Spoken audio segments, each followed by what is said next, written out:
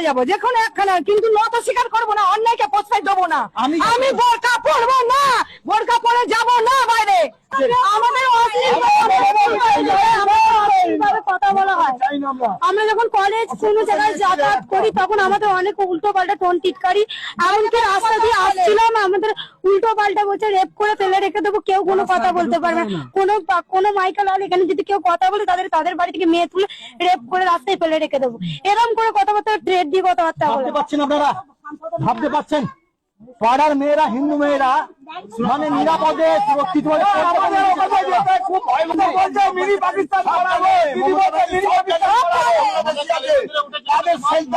কোন জায়গায় ভাগলে ভালো হবে, এই জলের বাংলাদেশি ভর্তি আছে। অনেক যখন আমাদের 5,000 জন এখানে ভাঙতে আসে, বাইরে থেকে সব অনেক কাকা চাটারা বেরিয়েছে, ওনার মেয়েকে বাঁচানোর জন্য আমার একটা কাকা দাঁড়িয়েছে, তাকে ঠিরে ফেলে দিয়ে সবাই ঢুকে মানে অনেক অত্যাচার করেছে। আবার এমনকি বাথরুম করেছে,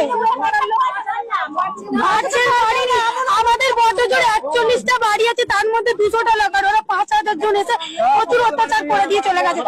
আমার পাখিদের একদম অশ্লীল জায়গায় হাত ধোয়া থেকে সব জায়গাতে উল্টো পাল্টা কথাবার্তা। ও দুতলায় উঠে গেছে ভয়ে। তো আপনারা ভয় পাচ্ছেন কেন? এতদিন তো আমি শুনলাম কিছু করার ছিল না, ওরা বড় বড় জিনিস যদি হারিয়ে যাবে, ভয় কিসের? আমার ভয় কাকে? আমি মারবো এই তো ব্যাপার। মানে এখন দেয়ালে ঠিক হয়ে গেছে, এখন এই কথা বলছেন না? এর আগের দিন দীর্ঘদিন আমরা লড়াই করে গেছি তো। না এর আগে না আমি বলছি যে এতদিন তো আপনারা, আমার কোনো ভয় নেই, ঠিক আছে? আমি মারবো নাই মরবো, যে কোনো একখানা, আমার সম্মানে হাত দিলে মরতেই হবে। দেখুন বাংলার দূর ফেলবো নাই মরে যাবো, যে কোনো একখানা, কিন্তু নত স্বীকার করবো না, অন্যায়কে প্রশ্রয় দেবো না। আমি বোরকা পরবো না, বোরকা পরে যাবো না বাইরে। আমার বোরকা পরার আমরা ধর্ম নয় যে আমি বোরকা পরে যাবো। আমাদের মেয়েরা সেফ থাকবে, যেখানে খুশি সেখানে যাবে। কেন বোরকা পরার বিষয়টা কোথেকে আসছে? এখানে যেতে গেলে গায়ে ঢাকা দিয়ে চলতে হবে, নাহলে টোন টিটকারি মারবে। আর এমনকি আমাদের হিন্দু লোকেরা বলে, হ্যাঁ এটা হয়, আমাদের মেয়েরা বাইরে কলেজে যায়, চাকরি করে, জিন্স পরে বলে আমাদের মেয়েরা অসভ্য, আর সব যারা বোরকা পরে অন্য যায় তারা সভ্য, এরকম বক্তব্য। এখানে আমাদের কোনো সেফ এখানে নেই, ওই সিদ্ধান্ত নিচ্ছি কোনো কাউকে কিছু করতে হবে না। নয় মারবো, যে কোনো একটা কথা বলুন, আমি যে কথাটা এই যে টেলিকাস্ট হবে, এরপরে কি আপনারা ভয় পাচ্ছেন? এরপরে কোনো ভয় নেই, যা বলতে বলবে তাই বলবো, বিচার পাবো একদম, যা হবে দেখে নেবো, বাবা নিয়ে যাও, বাড়িতে নিয়ে যাও, দাদাকে দেখুক। আমার আগে আমার মান সম্মান বেশি, আমার বাচ্চা মানে আমার পাড়ার বাচ্চা মানে আমার বাচ্চা। আর ছেলেটাকে কেটে কুচিয়ে দিলে কাজ চলে যেত, কাজের চলে যেত। পরীক্ষা বলে ও বললো মা আমি আজকে যাবো না, ঠিক আছে তুই থাক। কবে বুঝলাম না? এটা রবিবারে বিকেলে, এটা 5টার পরেই হয়েছে এটা। তারপরে আমরা চলে যাবার পরে আমরা সৎসঙ্গে যাই, নিরঙ্কারী মিশনে একটা সৎসঙ্গ হয়, আমরা সেখানে যাই।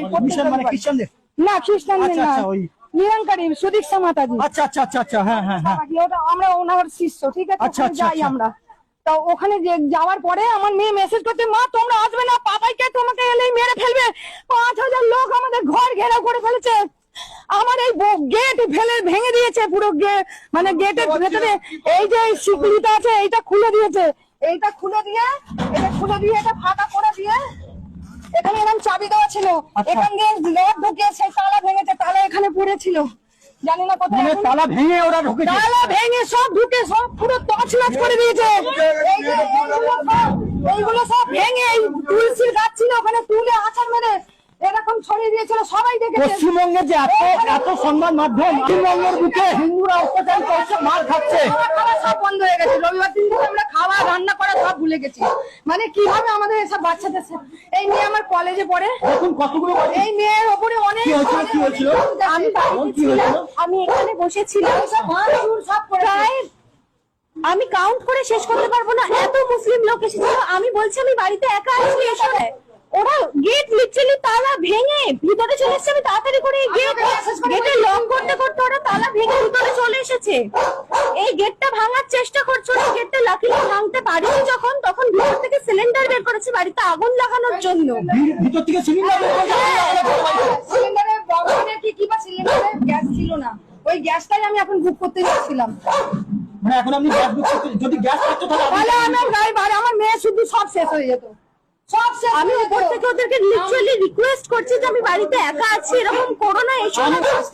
আচ্ছা আপনার নাম আছে? আমার নাম স্নেহা রুই দাস, আমার বয়স 19 বছর বয়স। কি বলবেন মমতা ব্যানার্জি?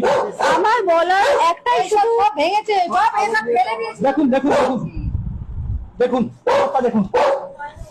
দেখতে পাচ্ছেন, দেখতে পাচ্ছেন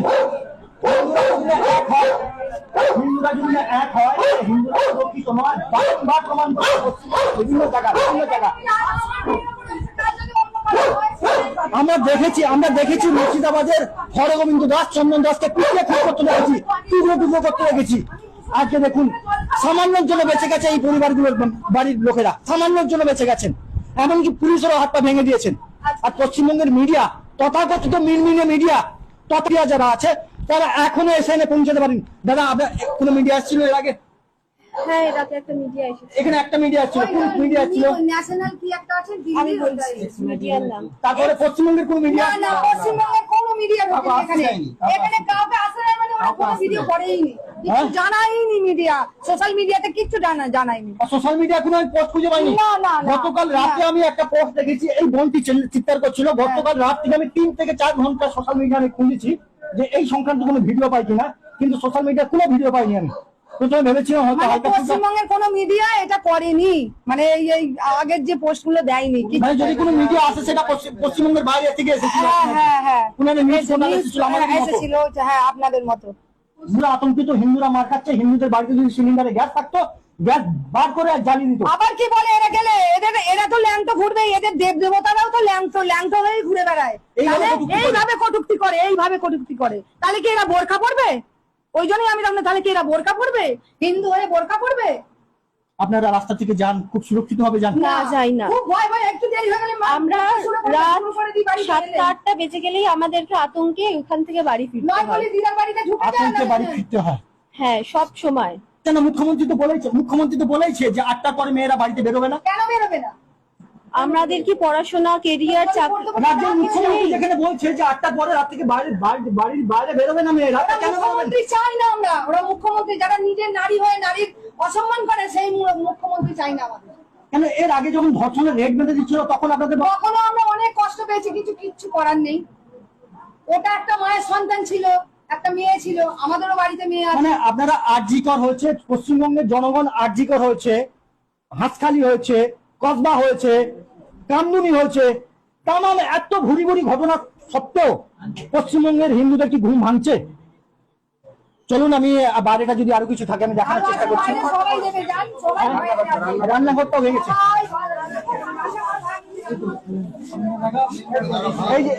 এই সেই সিলিন্ডার, এতে যদি গ্যাস থাকতো তাহলে এই বাড়িতে পুরো আজকে আগুন জ্বলে যেত, আজকে কতগুলো মানুষ মরে যেত তার নেই। কিন্তু গ্যাস ছিল না বলে বাস হয়ে গেছে। আমি রান্নাঘরটা দেখানোর চেষ্টা করবো। এই স্টুলটা আমি সেই ভিডিওতে দেখেছি, এই ভাঙা স্টুলটা আমি দেখেছি সেই ভিডিওতে। এই দেখুন রান্নাঘরটা কোথায় আপনাদের? দিদি ভাই রান্নাঘরটা কোথায়? এটা রান্নাঘর, এর মধ্যে ভাঙচুর রয়েছে।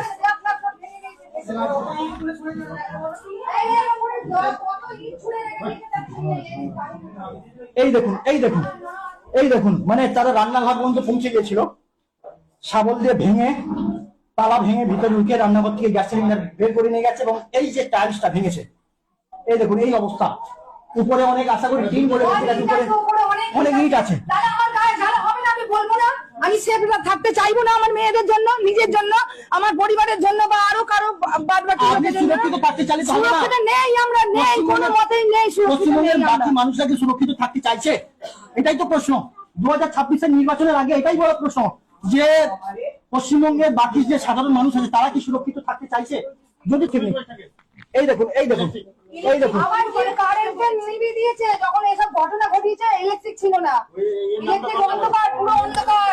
দেখুন ভিডিওটা দেখলেই বুঝতে পারবেন, পুরো অন্ধকার। মেয়ে চিৎকার করছে, কেউ আসতে পারছে না ওকে বাঁচাতে। আশপাশের লোক কেউ আসতে পারছে না। ওরা আমি আসতেই না হাউমাউ করে কেঁদে ফেলেছে। পশ্চিমবঙ্গের সরকারকে এরকম শোট নিয়ে এসে শোট নিয়ে ঘোরাচ্ছে, শোট ঘোরাচ্ছে, ছোট ছোট বাচ্চা, ছুরি, নারা তাকবীর বলছিল।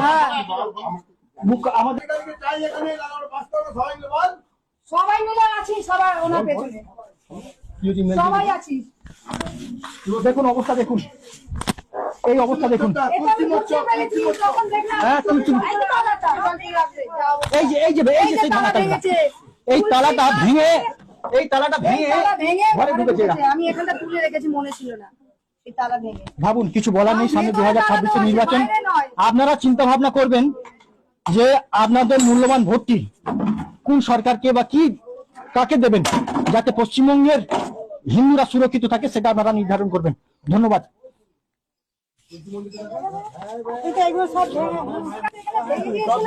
এখানে পথগুলো তুলে পুরো আমি আবার নতুন করে সাজিয়েছি এখানে। এই হচ্ছে সেই তুলসী মঞ্চ যেটা ভাঙা হয়েছে।